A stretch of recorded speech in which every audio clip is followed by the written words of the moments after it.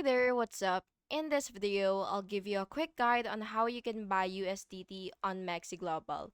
So the first thing that you will have to do is of course log into your account, and once you've logged in, you will just have to click buy crypto, which is right here.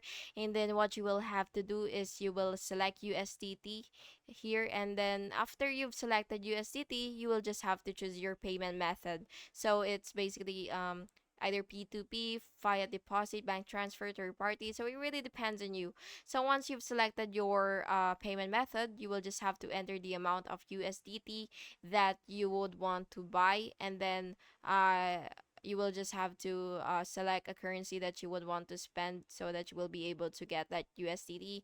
And then once you're done with all that, you will just have to click buy USDT, and then you will confirm your payment details and fees. And then yeah, that's basically just it. And after confirming all that, you will just have to wait for the processing, and your USDT will be deposited in your MEXC wallet. And yeah, I hope you found this video helpful, and if you did, please make sure to like and subscribe for more videos like this. Thank you and have an awesome day.